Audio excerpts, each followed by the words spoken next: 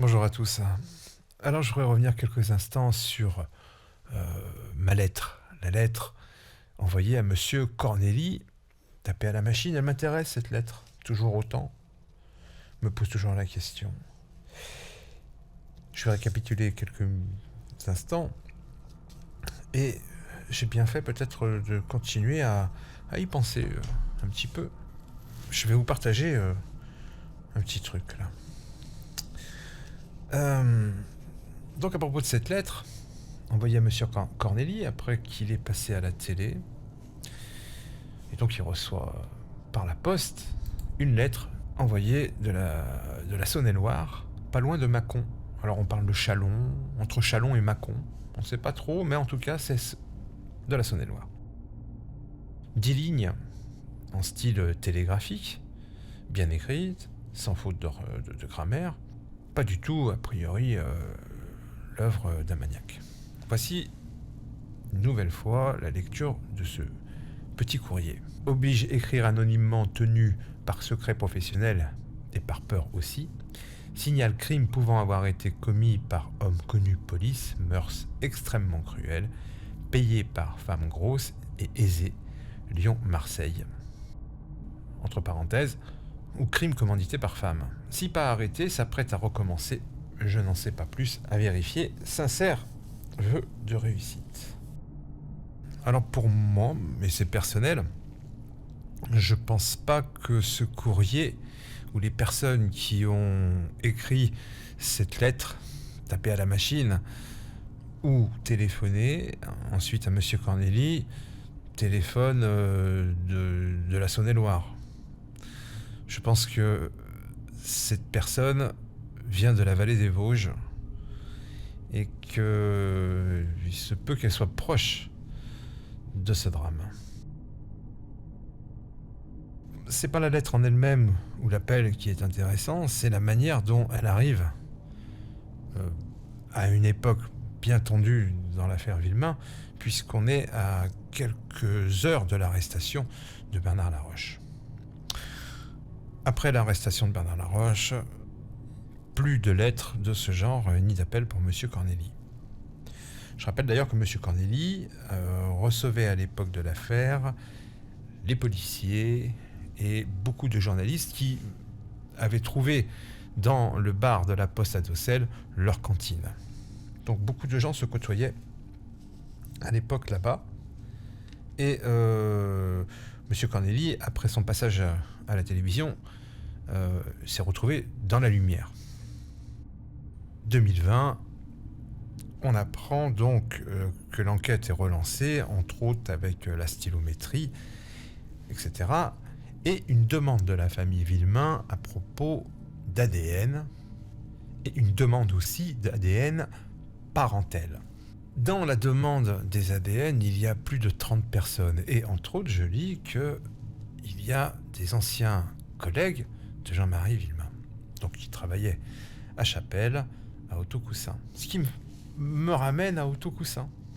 Je me dis, tiens, même s'ils sont presque sûrs que dans l'affaire il y a Bernard Laroche, Jacob, etc., on a quand même une demande d'ADN de collègues de Jean-Marie Villemain à l'époque à Auto-Coussin. On ne sait pas le nombre, on ne sait pas qui est visé, mais on sait qu'il y a d'anciens collègues. Donc ça nous ramène à Auto-Coussin. Et puis ça me ramène à la lettre. Et je me dis, cette lettre a été écrite dans la vallée, donnée à une personne qui se retrouve donc pour une obligation de famille ou professionnelle ou autre, dans le département de la Saône-et-Loire, entre Châlons et Mâcon. Qui pourrait donc se retrouver dans le coin, et pourquoi? Je me sers de mon expérience, de mon passé, mes souvenirs, et je réalise, alors je le savais, mais j'avais complètement oublié, que Auto-Coussin, c'est PSA, Peugeot. À l'époque, je me souviens de l'usine de Sochaux, Peugeot, de l'usine de Mulhouse, Paris. Ça, c'est les usines de Peugeot. Auto-Coussin, donc, est une filiale qui travaille pour équiper les voitures, en siège, entre autres. Alors techniquement, on fabrique les sièges et puis on les charge dans un camion pour les livrer dans les usines. En général, le chauffeur, le routier, n'est pas en contact avec l'usine, il est simplement en contact avec son quai de chargement et déchargement. Donc, normalement, aucune raison pour un chauffeur d'autocoussin à l'époque de se retrouver en Saône-et-Loire, puisque les usines sont plutôt dans l'est du pays et dans le nord. Sauf si ce chauffeur a une mission dans une usine d'Autocoussin, qui appartient à Autocoussin, mais qui ne se trouve pas dans l'est du pays, ni dans le nord, c'est la seule, qui est le plus au sud, Pont-Évêque, dans le 38. L'Isère, tout proche de la région lyonnaise, c'est même plus proche de la région lyonnaise que de la région de l'Isère, puisque c'est à quelques kilomètres de la ville de Vienne. Et Vienne, c'est le début du sud pour les nordistes. Et justement, la A6 passe par Châlons, Mâcon, Lyon, Vienne, pour se retrouver à Pont-Évêque. Il y avait donc un pôle de fabrication d'autocoussins dans le 38. Cette lettre que je trouve importante, est importante car elle a été postée en Saône-et-Loire, pas dans les Vosges. On a pris énormément de précautions. Cette lettre sera suivie d'un appel, comme une signature de l'affaire, entre autres, avec la lettre de revendication et l'appel du 16 octobre. Une nouvelle fois, on écrit et on téléphone. Mais cette fois, donc, on prend les précautions d'envoyer ce courrier loin des Vosges. Très peu de gens à l'époque peuvent se retrouver dans les Vosges et en Saône-et-Loire. Alors qui pourrait se retrouver entre les Vosges et la Saône-et-Loire? Sûrement pour une raison professionnelle. Et l'une des usines effectivement qui fait ces allers-retours, c'est Autocoussin. On pourrait faire aussi une référence à d'autres courriers qui ont été envoyés, non pas des Vosges, mais de Paris par exemple, dans la région parisienne. Je pense à la carte postale injurieuse qui s'est moquée de la mort de Grégory. Une lettre envoyée de la Creuse, une autre du Sud, une dans la région parisienne. Ça bouge beaucoup autour des Vosges. Mais bon, il n'y a pas que ça. Moi, je reste toujours épaté par le fait que le corbeau qui a appelé Jean-Marie connaît très bien le fonctionnement d'Autocoussin. Vous vous rappelez, hein Alors, la phrase exacte, c'est « Au fait, le chef, t'es bien copain maintenant avec Jackie Glay? T'es bien aussi avec Thomas? Thomas, un agent de maîtrise. De connaître le régisseur de l'usine, il faut vraiment connaître l'usine. Il parle pendant 40 minutes. Alors, on connaît tous, hein, il menace Grégory, mais sur les 40 minutes, il semble qu'il ait beaucoup parlé du travail. Le travail d'Autocoussin. Aujourd'hui, donc, je n'oublie pas que la justice va donner la réponse fin janvier sur la suite des enquêtes à propos des ADN et qui tourne autour effectivement des collègues de travail de Jean-Marie. Pour être un peu plus complet, je rappelle que il n'y a à ce jour pour l'instant pas d'ADN de personnes connues ou citées dans l'affaire sur les vêtements de Grégory à l'intérieur du nœud de la cordelette. Tout cela reste inconnu.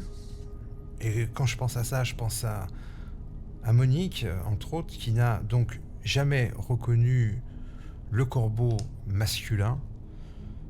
Pour elle, il est inconnu. Même si elle l'a longtemps fait parler, et essayer de le piéger. Donc, je récapitule. Alors, effectivement, moi, cette lettre dactylographiée, j'y pense souvent. Elle arrive à un moment donné, donc bien précis dans l'affaire. Elle se retrouve postée en Saône-et-Loire. Aucune raison qu'elle soit postée aussi loin, surtout si elle vient de la vallée des Vosges, à moins qu'on veuille se protéger.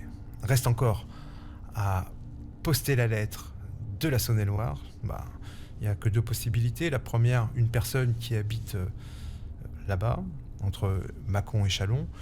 La seconde, un transport du courrier posté là-bas. Il y a forcément une raison. Si on continue donc après Mâcon, Lyon, Vienne et Pont-Évêque, où là effectivement on a une usine Autocoussin. Quelles sont maintenant les liaisons entre Chapelle et Pont-Évêque? Moi j'en ai pas vraiment d'idée. S'il y a des personnes qui peuvent nous renseigner là-dessus, tant mieux. Le juge Simon avait une idée sur la possibilité d'un transport dans cette affaire, c'est-à-dire d'un routier. C'est assez vague, mais il parlait éventuellement par rapport à des lettres justement qui avaient été postées aux quatre coins de la France et qui étaient peut-être différentes des autres. Il avait peut-être pensé à un routier.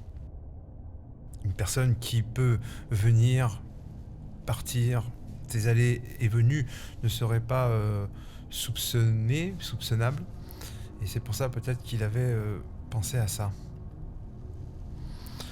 Alors, vu les derniers développements avec la stylométrie, papier, stylo, la stylométrie avec une machine à écrire, ça marche aussi. Seulement, c'est fort possible que cette lettre n'est pas prise au sérieux, oubliée de tous. Mais en tout cas, s'il y a une liaison ou un transport entre Chapelle devant Bruyères et Pont-Évêque, entre les deux usines, obligatoirement le transporteur passera par la A6.